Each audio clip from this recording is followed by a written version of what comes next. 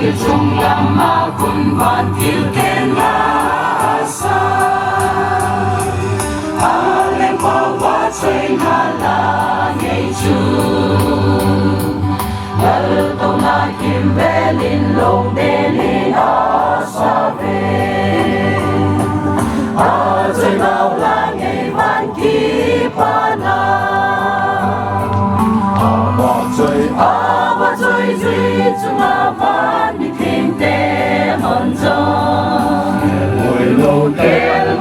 đêm na na asa về chú là ngày khi ai xuống thế ngày lâu chú à ba xin xin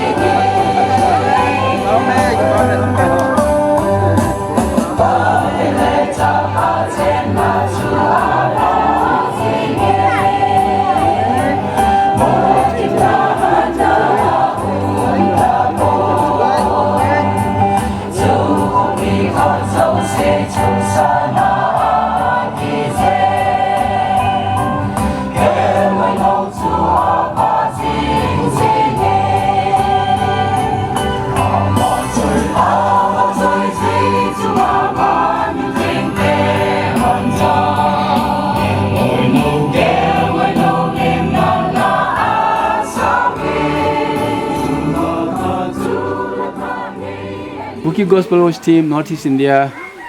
tuan introduce gak bulletin tuan amasa penin pu director pu le aloy nu ngin pelo ki pa amente ame pu Reverend di angel 1975 apa na director an potun kum som li tong an potan member ki khel jing ama ki khelop te tun jing hin ama jan pathen tangwa we le inu he ko hat ne amin ama jong pakasana lung khat athat na tun san gya ato lona ho tim ngal nei ta elam kayu amani chong ki pa tu sen tu etu ke lon ta ki pa mente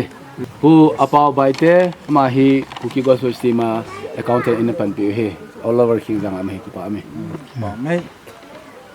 here superman na me hin amin chu nu nam ne thing ki gen he pathima chala sathem ta he pa ame pa e ma le nu achong hau ki game village am he team an yaw la soloist he ki pa me la nu ningcha hau ki superman am hin amazon team apan la ya soloist he ki pa me nu akip wifi hin amazon team a thanom ta na pan pi hin la sathem ta he ki pa me nu helam haulai ama he Bukit Gospel Team an yawa chu sera ina pan pi in tu sang damin pathin pati botan ki pa me nu hakim singsit hin superman nam he tun sang damin pathin thanga we to pe ta hai nu ting nu kip gen hapia cheng hin tun sang damin pathin thanga me ki pa hen nu hoi nu chong loi hin tapu am he ki pa me pathin me to pe ta hai nu he thiam chong loi tapu aku na hu hin tun sang damin pathin thanga me pu Henry hau kip hin chupe superman na hin tu chang ya thanum cha ti ma anapan gyal lo jara hung ki pa me ama hele pastor se boy chong loi ki thema mi independent church pastor hin among thanum tong ki pa me eto pe ta hai mai le golhang helen tismula am hin thanum ta ti ma jaw he ki pa me hu mai le pu hengam hau ki he om na chile dop kon am he ki pa me ma ong thein to ta e to pe ta he pu hengam to thang sakura am he ma jong ti ma thanom ta ina pan pe tu ni ong in ki pa me e to pe ta he amai le pu lalmang singsit slai phui pi weng mod ma umai hin tu ni ong jang ki pa me pakan to ta he ke ma khai le golhang evangelist kupla hangsing kahin Bukit Gospel Worship achu general secretary kanapangin pathilu sin tun changin damin komin pathin kathang wa e veterans member farewell get together with team director Reverend D Angel place resident director KGB K Puipi Mokbung on January 4, 2018 pakin hing tao na chu pu pastor si boy te ngày lúc nè lệ happy na adim kapau hingjing pathin nang ma khu tu nè lệ nang ma mi lung sit na changin paka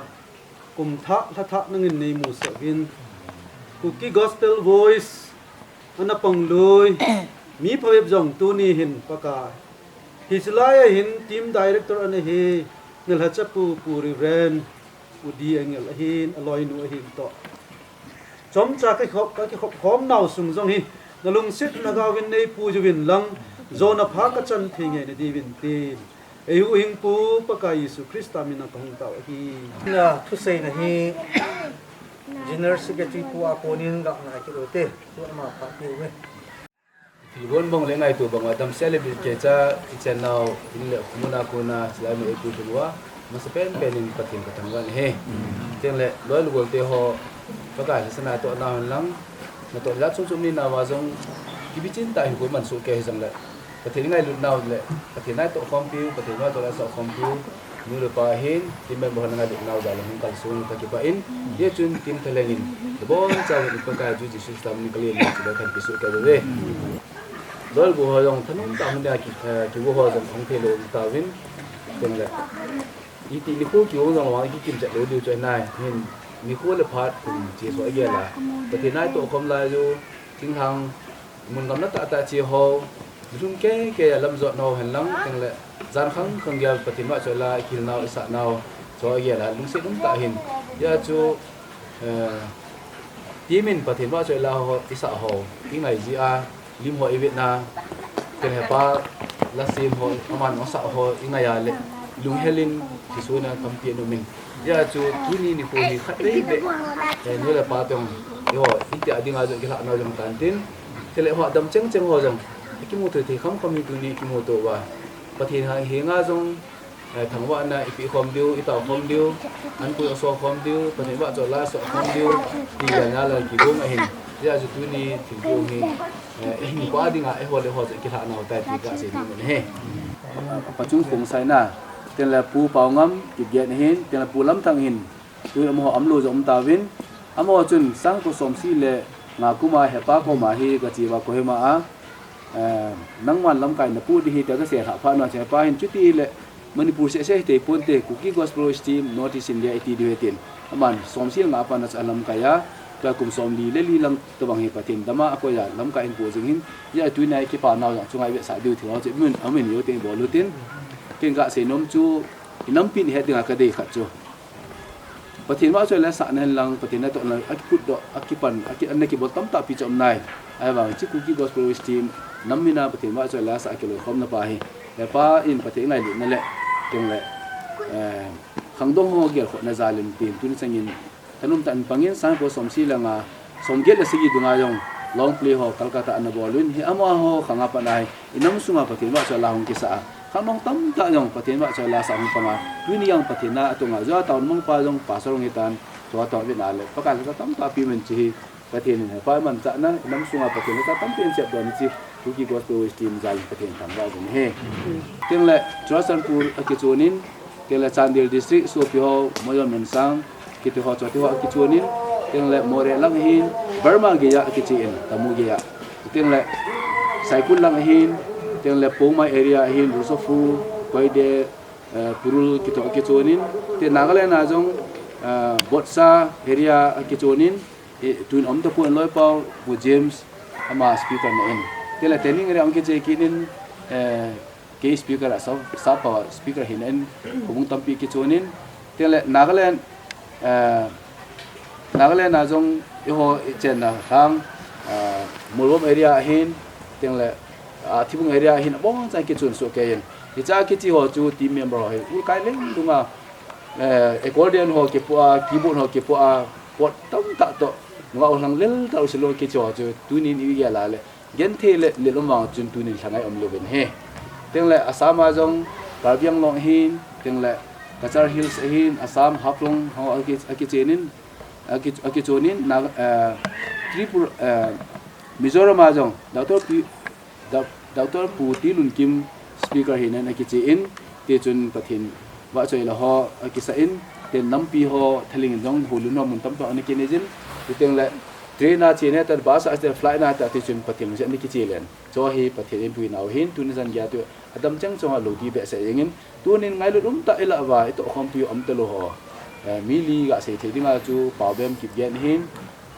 ama atu na gel jam hin ama am ta pun teng le helun kangpu pi hin helun kip gen ama am ta pun teng sei jau xiao itivin khongsa ama jong kangpu pi am ta pun musang jep chana to khom pi general secretary ne hi u james dong ama num ta pun tunin ibit na le hing chang chimo ni khat tel le si na kha cham lo ni ta pe pen tu ne chai ni kha ne bol na wa hin amo ingai lut naw zal pakan ga ding khom tin chip chanin ni khat se mo ingai lut mai za na lo sa su ke te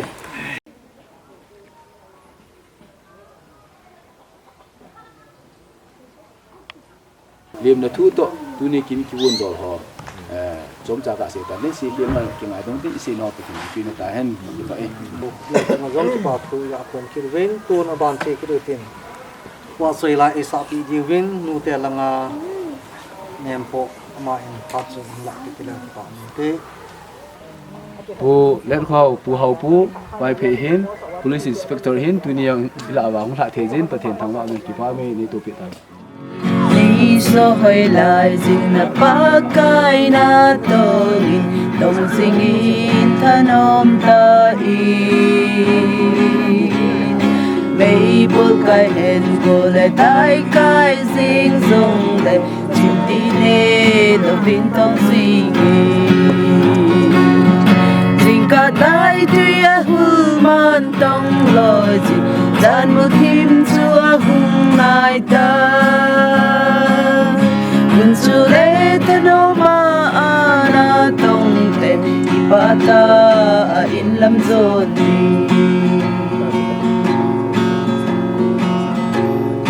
jing ka hoi lai jing ni no so em se din dong ke pa kai ding in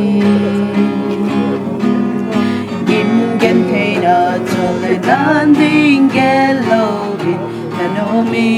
na da to mu te jing ka tai tu ya hu man tong lo ji dan mu tim chu a hung nai ta bun chu le ta no ma ana tong te ipata in lam zon ni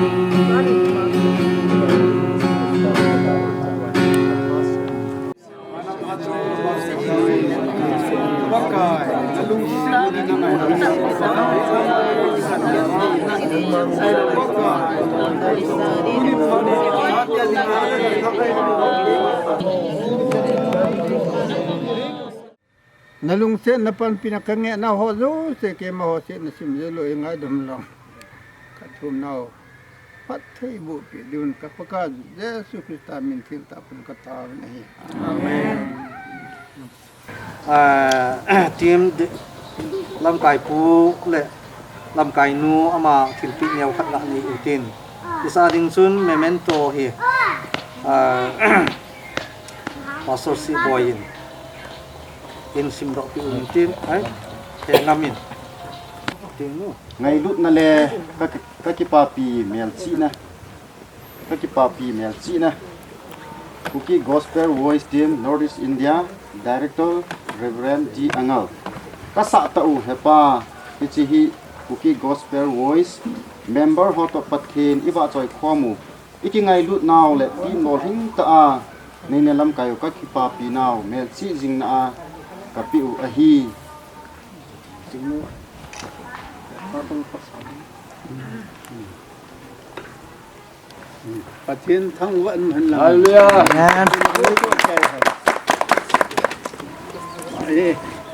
banin pa wi opi dingin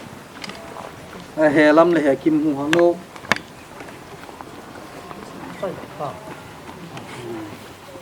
amen hallelujah tam pathin su ke banin mai tu banin pon silpi dingin nu asong hula pamte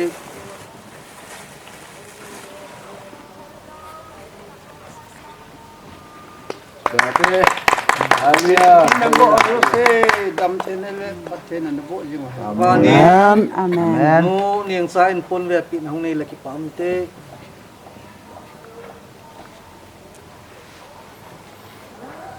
Nang dia bo.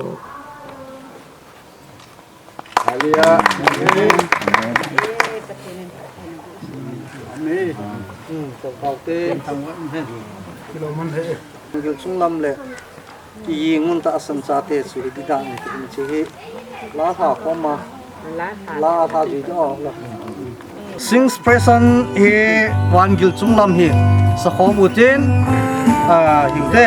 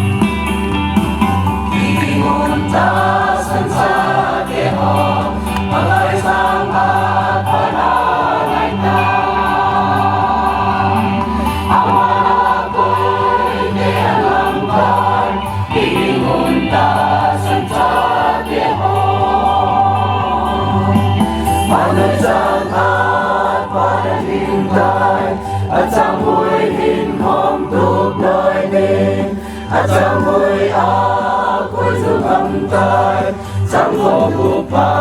da ling ta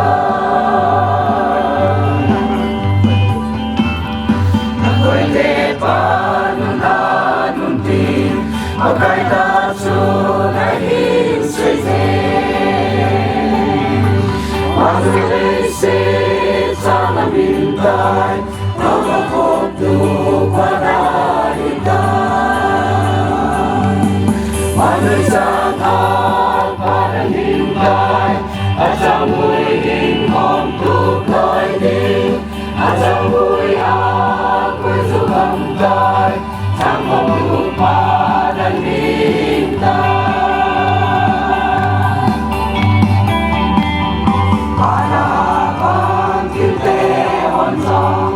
Akoi ke se o alam ta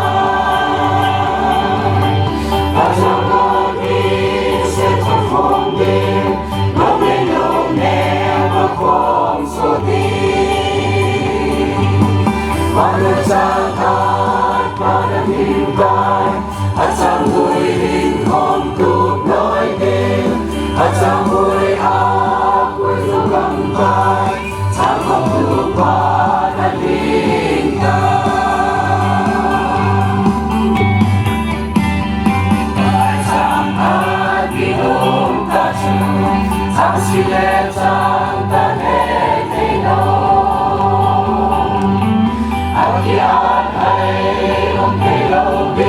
Đón ta vâng đón ta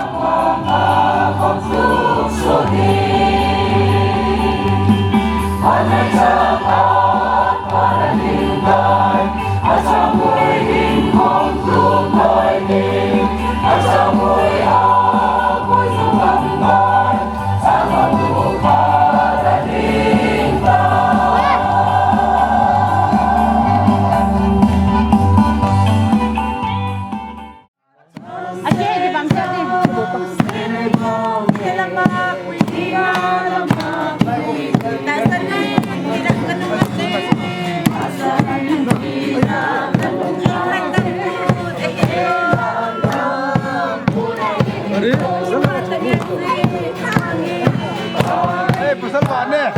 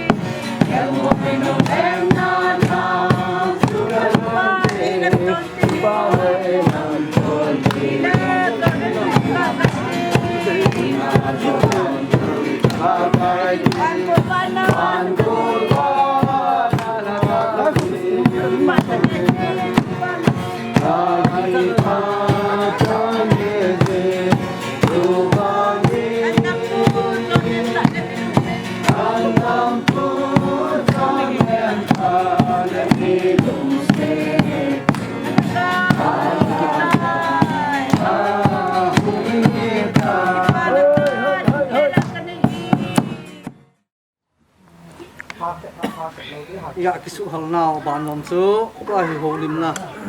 chango la koi ka bang ki pa thu sei no yong le chung cha sa ga ki ti hin am ta lu yong le kho di lo om yong le mang te yu he im nau ko sunga ko na hobunga ko na hin pu yuwa tuni ni ko ahi te bang thil gon ho ene ba ta ama wa choi ko mu wa ai lo le phat si sa thu sim te ho ise ko mu ma ise ko mu wa ama wa choi ne lai sa kom the yu hi e ho that wang hello pokai that wang nga pathenin damna e pi utukil hona hita bang thil pha sim zo lo ichan ji on ama sa penin damna pha e pi wa ha chunung pokai pathin ju thang wa na khin pe in he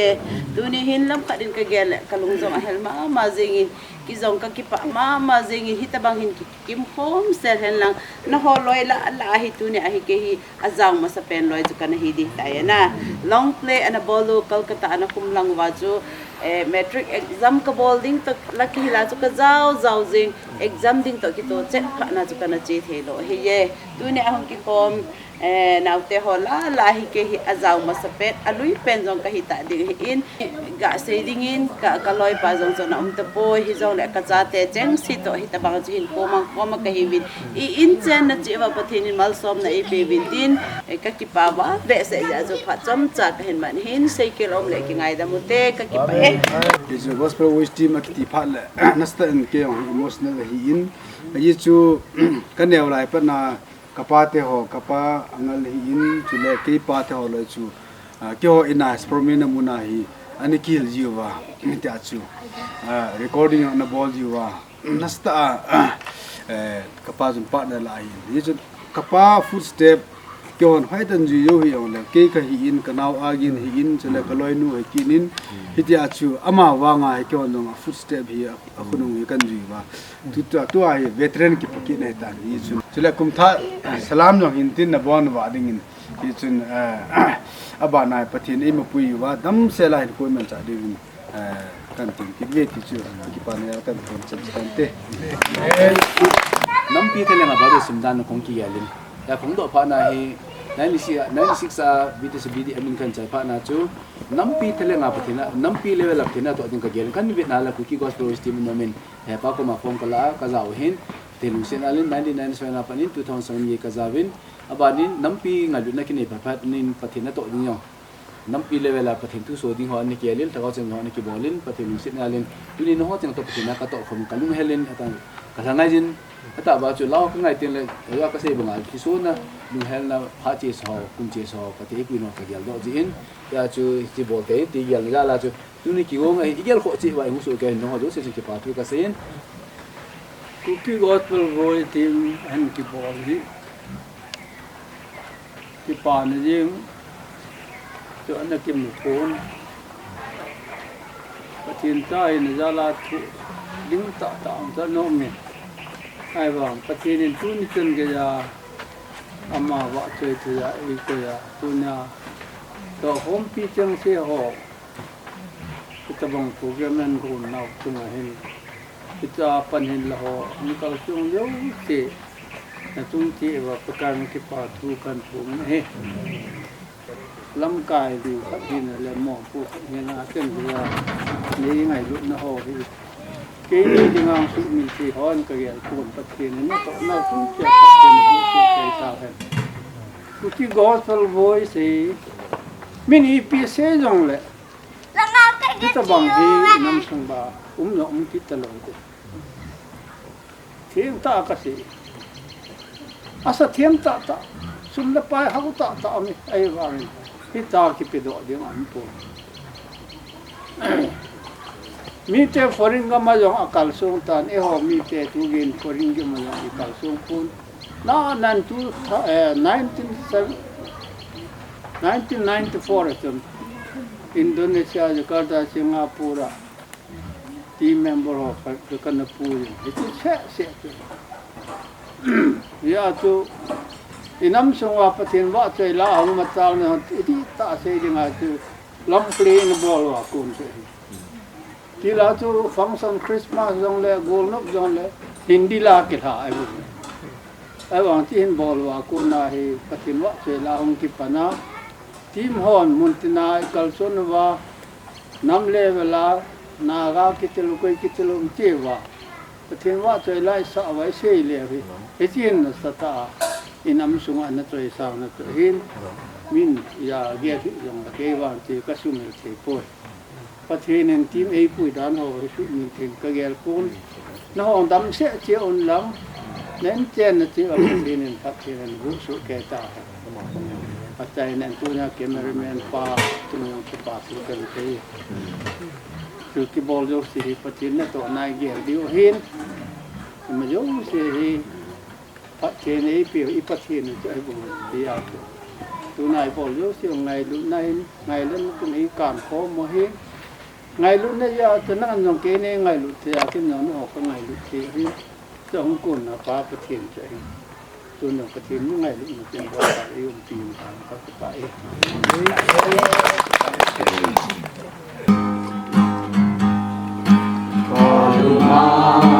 Samdhi pada